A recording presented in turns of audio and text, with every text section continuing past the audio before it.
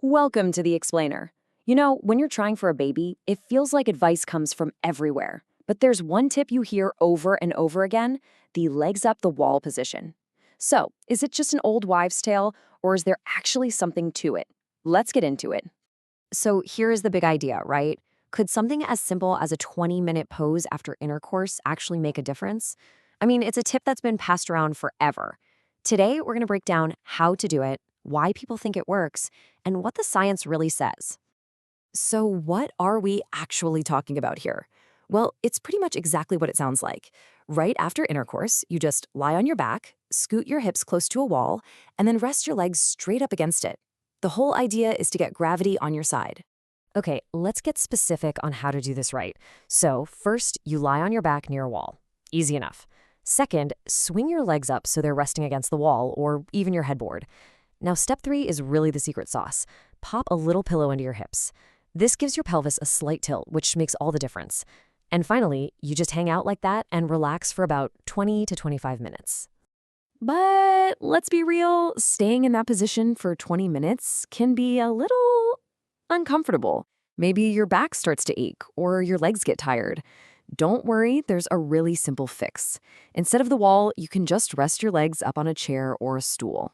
The main thing is to be comfortable so you can actually relax.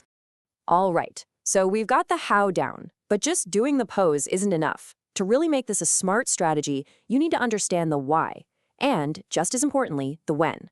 What's actually going on here, and when's the best time to do it? The logic here is honestly just basic physics. You're trying to give the sperm a helping hand, or, well, a helping slope. By lifting your hips and legs, you're creating a gentle, gravity-fed path down towards the cervix. This just encourages more of the sperm to head in the right direction, instead of, leaking out right away. And that brings us to a really common worry, one that a lot of couples have. You see some of the seminal fluid leak out afterwards, and you panic, thinking, oh no, is it all gone? Did we just lose our chance? So is this something you really need to be concerned about? Let's clear this up right now. The worry is that you're losing everything, but the reality? It is totally 100% normal for a lot of that fluid to come out. Think of the fluid as just the delivery truck. The most important cargo, the fastest, strongest swimmers, they jumped out and started their race the second the doors opened. The rest is just the vehicle. And remember, you only need one to win. Now, timing is absolutely everything. You don't need to be doing this every single day of the month. To really make it count, you want to focus your efforts on your fertile window. That's that crucial 10-day stretch right in the middle of your cycle when you're most likely to ovulate. That's when this little trick has the best chance of helping out.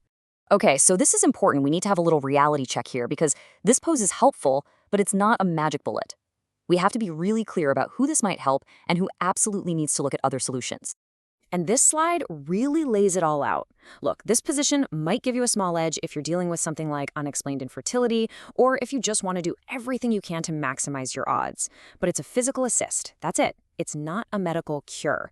It's not going to unblock fallopian tubes, it won't treat endometriosis, and it can't fix underlying issues with sperm count. For those things, you absolutely need to see a doctor. So really, the best way to look at this is as a +1. It's something you can do alongside professional medical advice and treatments. It's not going to hurt anything, and it might help a bit. But please never think of this as a replacement for getting a real diagnosis from a doctor. So we've covered the how and the when, but there's one last piece to this whole puzzle, and honestly, it might be the most important part of all. It's about your mindset, the patience and perspective you bring to this journey. And I think this quote from our source material just says it all. You can do everything right, but at the end of the day, you can only do your best. This journey can be so tough, and it's so easy to get discouraged. But this is a reminder to have confidence in what you're doing, and also to just be patient with the process and with yourself. All right, let's wrap this up.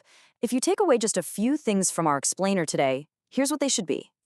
So here's the game plan. First, remember the goal. Use gravity to your advantage. You do that by lying down with a pillow under your hips for about 20 to 25 minutes.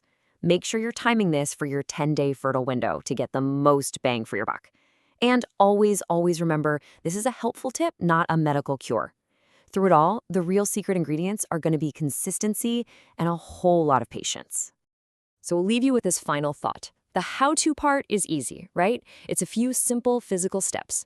But as you go on this journey, maybe the real question to ask is about that other, invisible ingredient, the hope the patience, and the partnership that are going to get you through it all.